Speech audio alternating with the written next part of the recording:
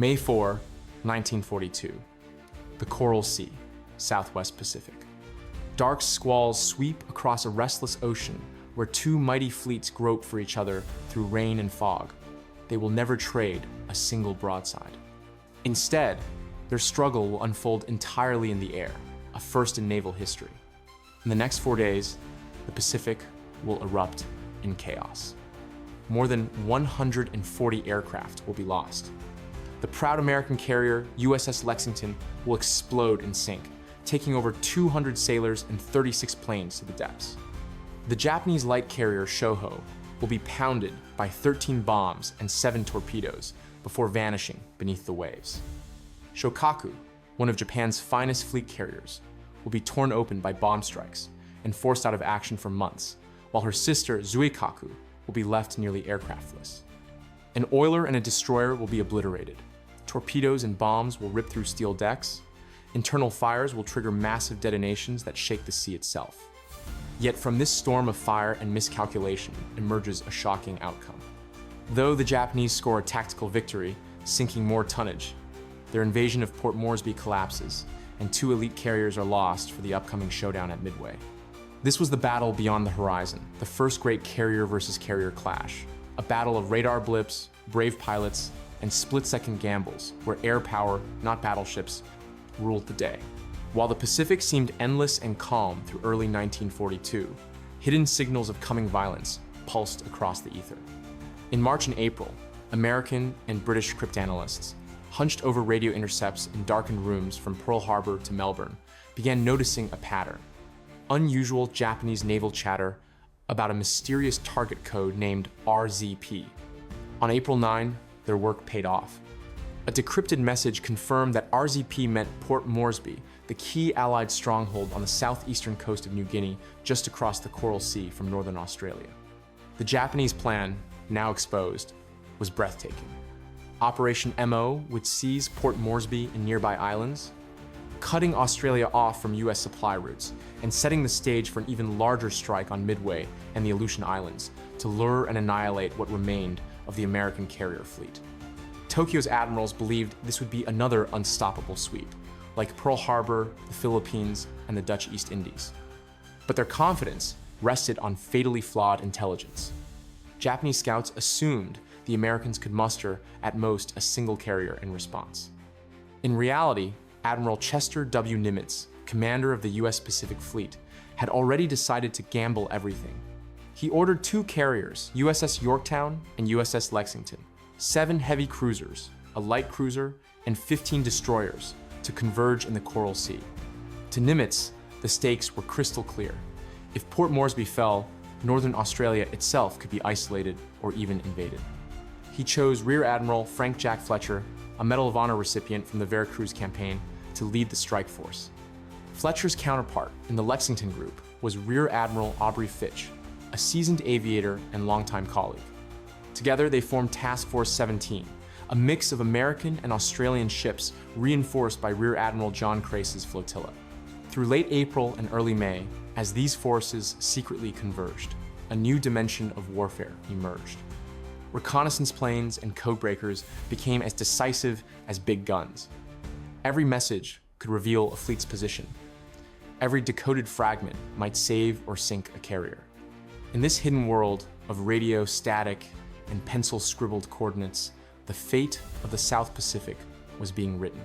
By the final days of April 1942, the Coral Sea, normally a quiet stretch of sapphire water between New Guinea and Australia, was filling with hidden power. Tokyo's plan for Operation MO was ambitious and intricate. Overall command rested with Vice Admiral Shigeyoshi Inoue, the same officer who had overseen the capture of Guam and Wake. The operation was divided into several powerful elements. Rear Admiral Aritomo Goto's covering group included the light carrier Shoho, 4 cruisers, and a destroyer, tasked with shielding the invasion convoy bound for Port Moresby. Vice Admiral Takeo Takagi's striking force, the true hammer of the plan, boasted the fleet carriers Shokaku and Zuikaku, 2 heavy cruisers and 6 destroyers. Both large carriers, veterans of the Pearl Harbor attack, carried over 70 aircraft and crews hardened by combat. Beneath them moved transports loaded with troops to seize Port Moresby and choke off the lifeline between the United States and Australia. Japanese intelligence mistakenly believed only one American carrier could interfere in error that bred dangerous overconfidence.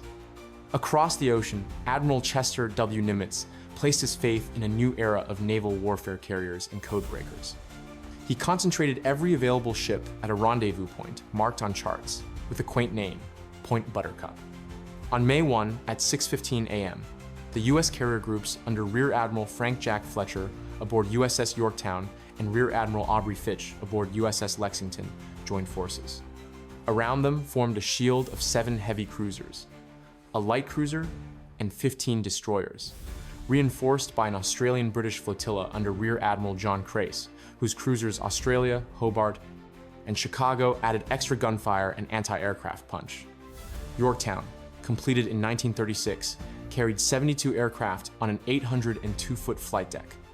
Lady Lex, as sailors affectionately called Lexington, stretched 888 feet and carried 71 planes.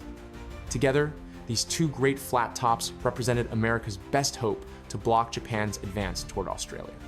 From Point Buttercup, Task Force 17 fanned out beneath heavy overcast. Fueling ships like the veteran oiler Neosho and the destroyer Russell worked overtime to keep the fleet moving, while pilots tuned their engines and checked weapons, knowing they might be ordered aloft at any hour. Below decks, sailors whispered about rumors of Japanese carriers prowling beyond the horizon. Neither side yet knew how close they already were.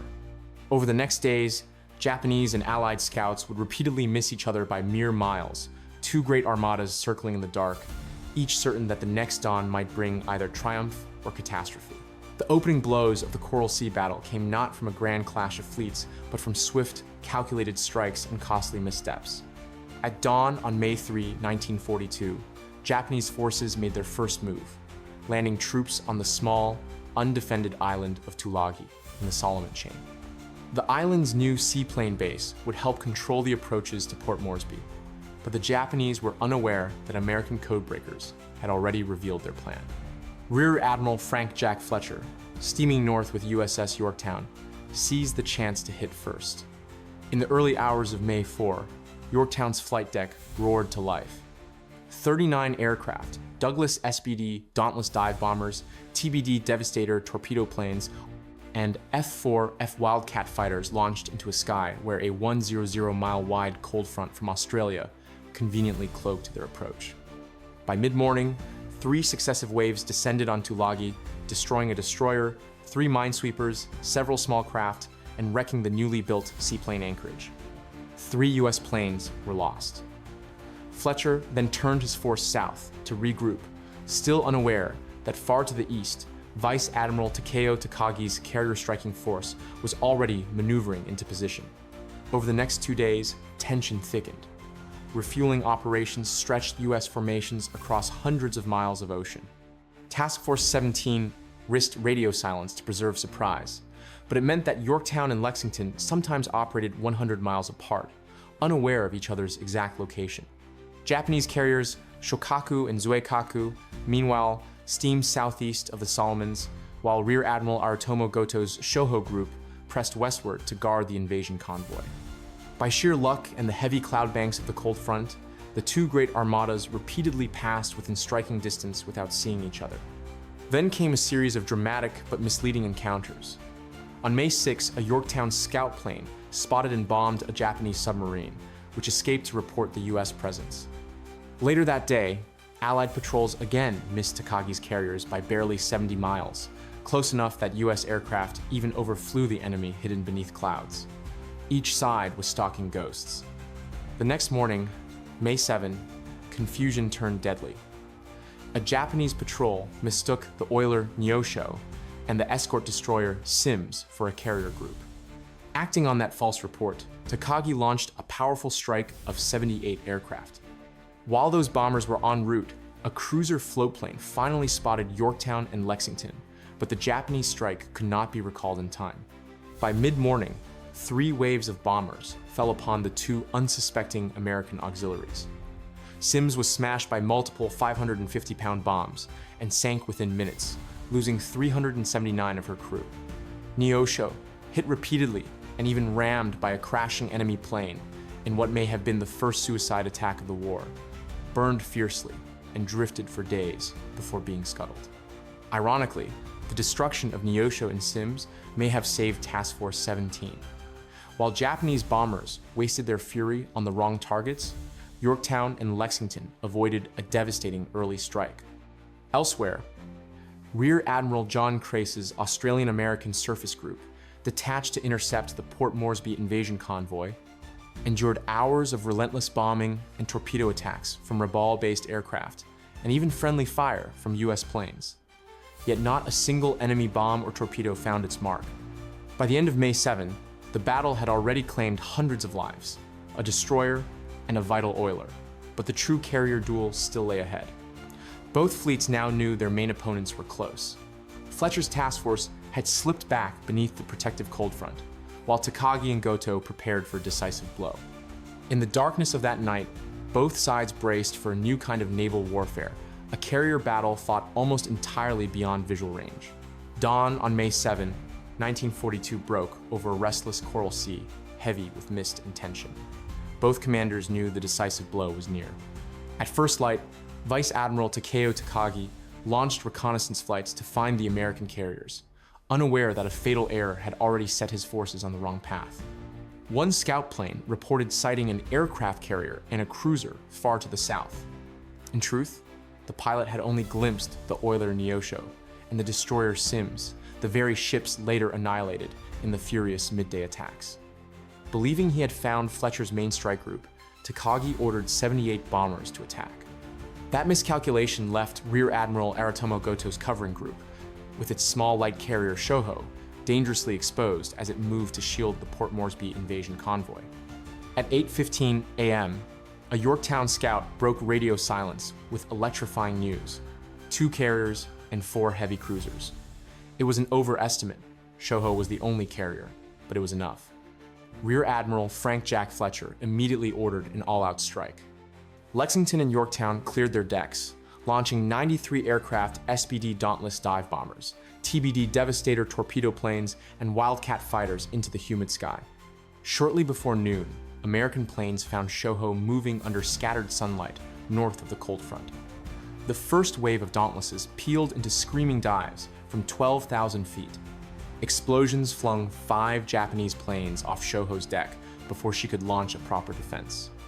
3 defending Zeros were quickly overwhelmed. A second wave of Lexington bombers added to the devastation, followed by torpedo runs from both carriers. In a span of barely 20 minutes, 13 bombs and 7 torpedoes ripped through Shoho's hull and flight deck. Below decks, aviation fuel ignited in massive fireballs. Shoho staggered to a halt, listing heavily as black smoke boiled into the sky. By 11:35 a.m., she rolled over and sank, carrying most of her crew and 18 aircraft to the bottom of the Coral Sea. 6 US planes were lost.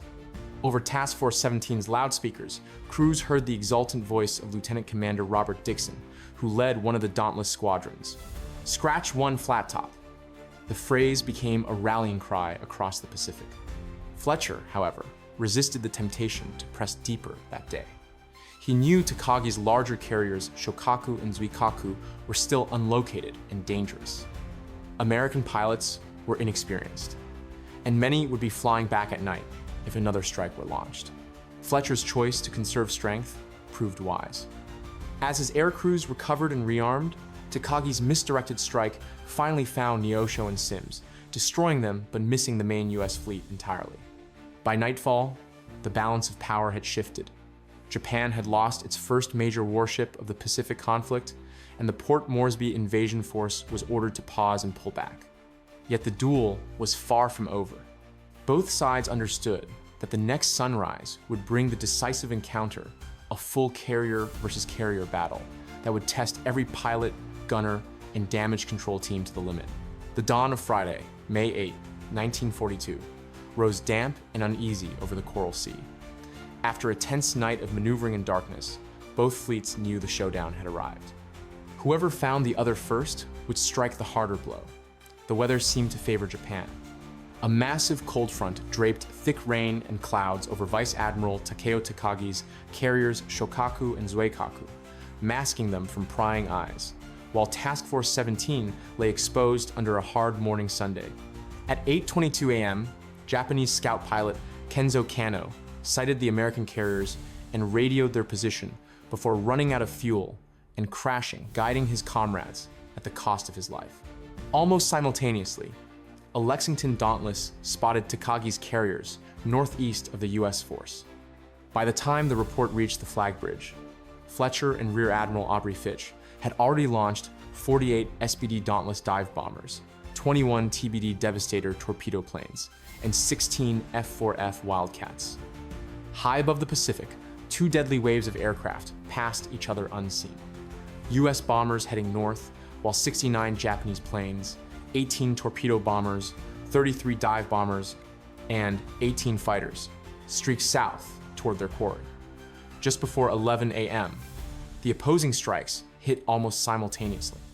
Over the Japanese fleet, Yorktown's dive bombers broke through cloud gaps to find Shokaku. Swooping from 17,000 feet, they braved a gauntlet of anti-aircraft fire and Zeros. Lieutenant John Powers dove so low that his own plane was destroyed, but his 500-pound bomb tore a blazing hole in Shokaku's flight deck, crippling her ability to launch aircraft. Other bombs smashed workshops and started fires that killed nearly 100 sailors. Meanwhile, Zuikaku remained hidden inside thick rain squalls and escaped damage. Southward, Takagi's counterstroke slammed into Task Force 17.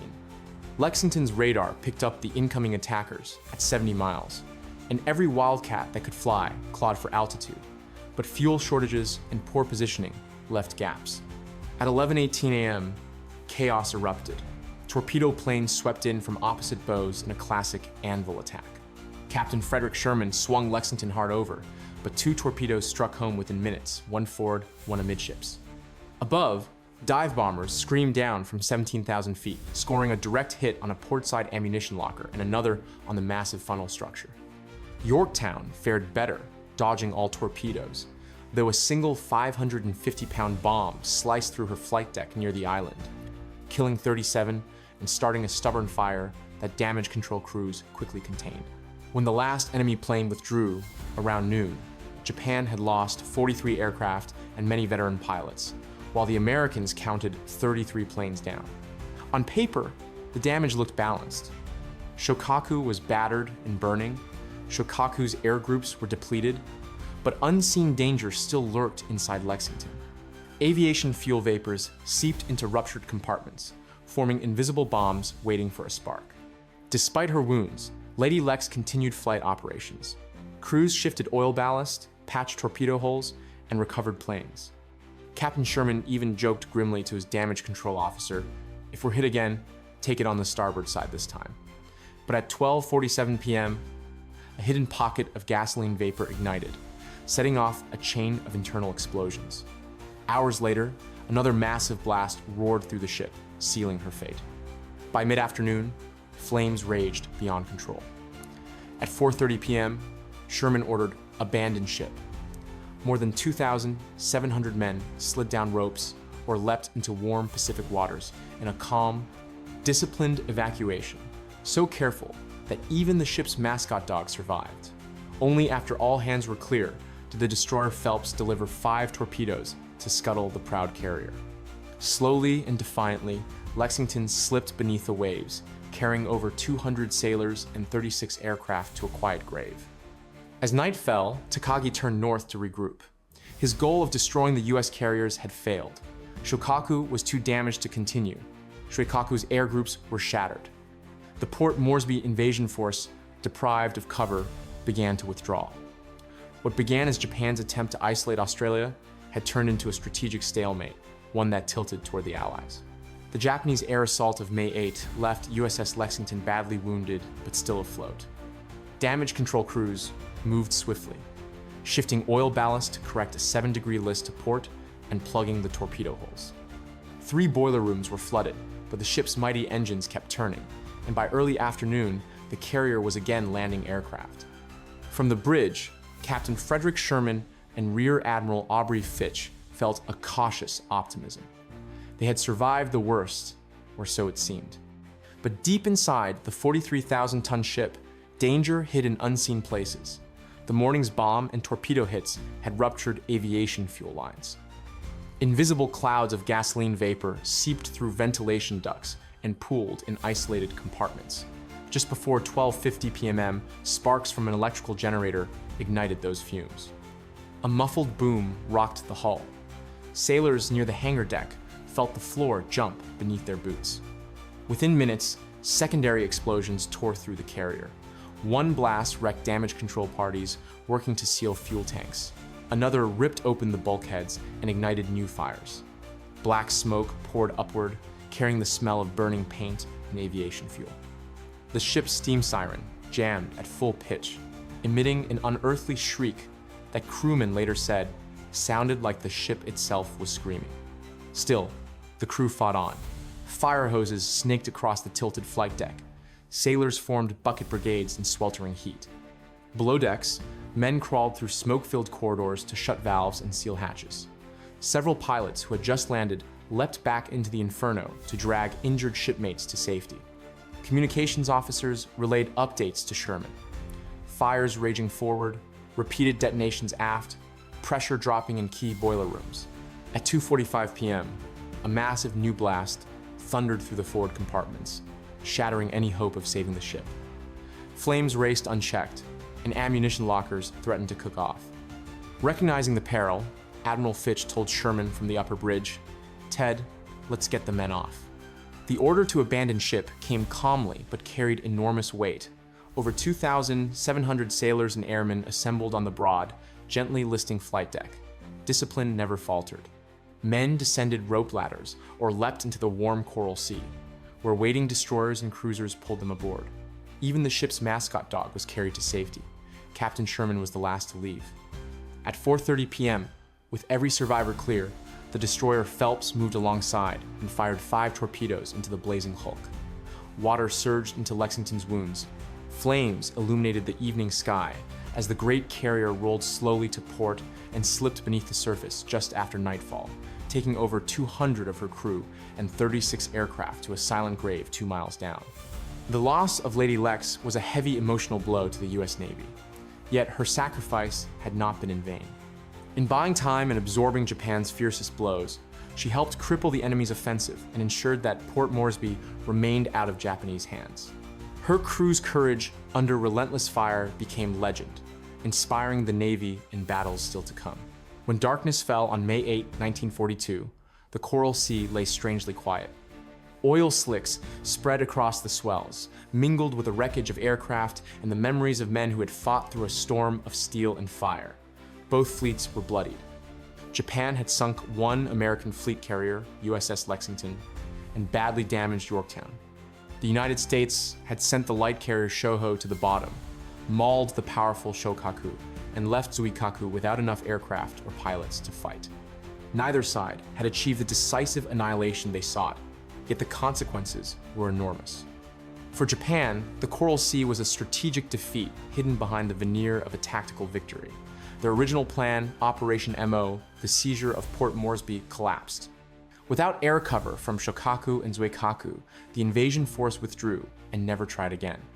Australia, which had braced for isolation or invasion, remained linked to the United States. And 2 of Japan's finest fleet carriers were lost for the next great confrontation, Midway, barely a month away. Deprived of those ships and hundreds of trained pilots, Japan entered that battle fatally weakened. For the United States, the fight proved something new in naval history. The Coral Sea became the world's first carrier versus carrier battle, fought almost entirely by aircraft whose pilots never glimpsed the enemy ships they destroyed. Guns of heavy cruisers and battleships thundered little. Instead, reconnaissance, code-breaking, radar, and the courage of air crews decided the outcome. The duel confirmed a revolution. Air power, not the big gun battleship, would dominate the oceans from now on. The human cost was steep. Japan lost about 77 aircraft and over 1,000 men, nearly double the US toll of 66 aircraft and about 650 men. The sinking of Lexington and the deaths of more than 200 of her crew seared the American Navy, but their sacrifice bought priceless time and strategic leverage.